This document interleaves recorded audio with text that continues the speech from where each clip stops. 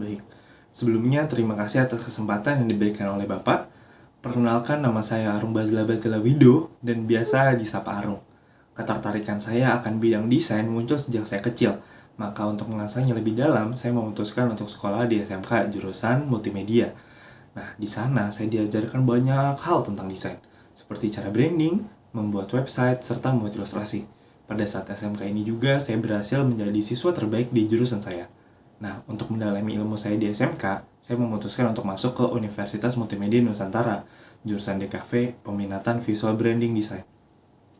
Nah, saat ini saya berada di semester 5 dan selama 5 semester ini, saya mempelajari banyak hal tentang visual, branding, maupun memecahkan masalah klien secara langsung. Selain akademik, saya juga aktif dalam berorganisasi. Saya mengikuti organisasi yang berfokus pada membuat pameran, dan saya berada di divisi yang bertugas untuk membuat program dan acara yang membutuhkan skill public speaking di dalamnya. Saat berorganisasi ini juga, saya belajar untuk bekerja sama dalam tim, berkomunikasi dengan divisi lain, dan bekerja under pressure. Saya sangat tertarik dengan perusahaan Vindes ini karena dari yang saya tahu, umur perusahaan ini cukup muda, tetapi berkembang dengan sangat pesat. Saya juga tertarik dengan visi misi perusahaan yang mengutamakan kreativitas serta terus berinovasi membuat sesuatu yang out of the box, baik dari segi visual maupun naratif. Selain itu, saya mengagumi bagaimana Vindes berhasil menciptakan koneksi yang kuat dengan audiens melalui konten-konten yang relatable dan autentik. Hal ini mendorong keinginan saya untuk ikut serta dalam menyampaikan pesan-pesan tersebut melalui desain visual yang saya buat.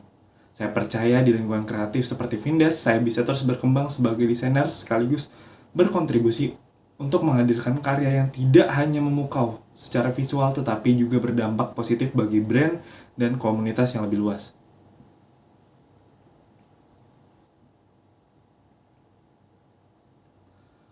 Baik, saya pernah magang di salah satu perusahaan kreatif di Jakarta Selatan bernama Nawa Factory. Perusahaan ini berfokus pada membuat buku tahunan sekolah. Selama magang, saya melakukan berbagai tugas seperti membuat ilustrasi seperti menggunakan Adobe Illustrator, cropping dan retouch foto menggunakan Adobe Photoshop, dan mengerjakan layouting menggunakan software Adobe InDesign. Salah satu tugas yang menantang bagi saya adalah membuat ilustrasi, yang dimana setiap proyek membutuhkan style ilustrasi yang berbeda-beda dengan tenggat waktu yang cukup singkat untuk adaptasi. Dari sini, saya mempelajari pentingnya manajemen waktu dalam pengerjaan sebuah proyek desain. Saya juga belajar adaptasi untuk membuat desain di luar gaya desain saya. Saya juga meminta feedback dengan tim saya serta senior saya dalam sebuah proyek desain agar desain yang dihasilkan dapat lebih sesuai dengan brief yang ada. Selain itu, pembelajaran yang paling penting yang saya dapatkan dari magang ini ialah bagaimana cara menempatkan diri dalam sebuah perusahaan dan beradaptasi di tempat kerja juga menjadi pembelajaran penting untuk saya. Kelebihan utama saya sebagai desainer ialah membuat solusi kreatif dari permasalahan yang ada, yang dalam prosesnya saya harus mengetahui tentang permasalahan klien secara detail dengan cara memahami brief yang diberikan maupun berkomunikasi langsung dengan klien.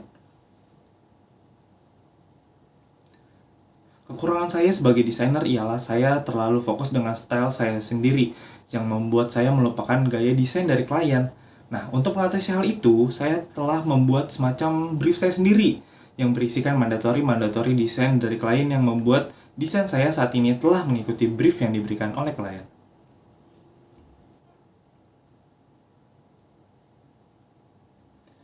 Baik, sebagai desainer di bidang DKV, style desain saya lebih ke arah retro psychedelic yang memainkan elemen bentuk yang dinamis seperti surrealisme dan penggunaan elemen bentuk yang repetitif, serta warna-warna retro old school yang memiliki kesan vintage atau seperti warna pastel yang pudar.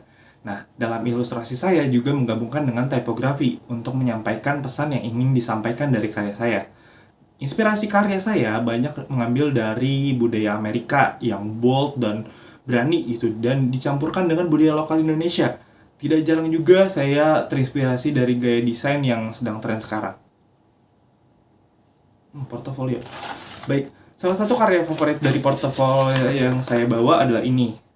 Nah, karya ini berjudul The Dimension of NBA. Karya ini merupakan karya pribadi yang saya buat untuk kebutuhan pribadi saya. Karya ini dibuat dengan durasi kurang lebih 3 hari. Nah, Konsep dari karya ini ialah menggabungkan elemen NBA yang modern dengan gaya psychedelic. Penggunaan warna yang kontras dibuat untuk menciptakan kesan retro dan didukung dengan penggunaan garis-garis yang melengkung seakan berada di dimensi lain. Nah, figur atlet NBA sengaja dibuat tidak memiliki wajah karena pemain tersebut memiliki ciri khasnya masing-masing, sehingga tanpa wajah pun orang akan tahu. Serta untuk mendukung elemen psychedelic seakan-akan pemain NBA telah larut dalam dimensi lain. Dalam contoh desain yang memiliki brief dari klien ya, tahap pertama yang biasa saya lakukan adalah memahami tujuan dari proyek desain, apalagi kalau ada brief. Saya akan luangkan waktu untuk memahami apa yang diminta, siapa audiensnya, dan apa pesan yang ingin disampaikan. Setelah paham tentang briefnya, baru melakukan riset tentang media yang relevan, hambatan atau kompetitornya. Dari situ baru mulai melakukan pencarian ide-ide kreatif dan solusi kreatif apa yang bisa menyelesaikan masalah tersebut. Tidak jarang juga saya mengalami kesulitan pada bagian ini, dan untuk mengatasinya hal tersebut, saya melakukan brainstorming dengan teman ataupun tim. Setelah itu baru mulai tahapan moodboarding, sketching, dan buat desainnya. Saya akan minta feedback lagi dengan teman saya tadi. Saya pernah bekerja dengan klien yang memiliki pandangan yang berbeda dengan saya. Salah satu pengalaman tersebut ialah saat saya mengerjakan proyek iklan jasa cuci sepatu untuk klien. Pada awalnya saya mengusulkan untuk menggunakan konsep storytelling komedi untuk mengkomunikasikan iklannya. Tetapi klien lebih memilih untuk membuat iklan yang simple dan tanpa dialog, yang menurut saya kurang sesuai dengan target audiens klien. Tetapi saya mencoba membuat perbedaan ini menjadi sebuah peluang untuk memahami preferensi dari klien yang nantinya membuat solusi kreatif baru.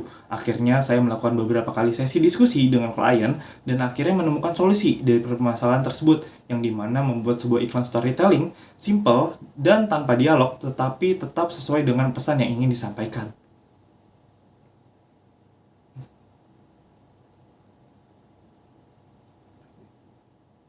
Baik, sebagai seorang desainer, harapan saya pasti untuk berkembang menjadi lebih kreatif yang dapat berkontribusi banyak untuk perusahaan, serta menjadi desainer yang profesional yang dapat menyelesaikan berbagai tantangan baru untuk meningkatkan kemampuan desain saya dari segi teknis maupun konseptual. Selain itu, saya juga berharap memiliki jenjang karir yang jelas dari perusahaan ini. Nah, karena saya orang yang menyukai mempelajari hal baru, dalam beberapa tahun ke depan, saya melihat diri saya tak hanya dapat menjadi profesional desainer, tetapi juga bergerak di bidang kreatif lainnya, yang diharapkan dapat meningkatkan produktivitas dari perusahaan. Saya juga akan menggunakan kemampuan mendesain saya untuk memecahkan berbagai masalah yang dibutuhkan klien agar solusi terasa inovatif dan out of the box. Baik, sekian. Terima kasih.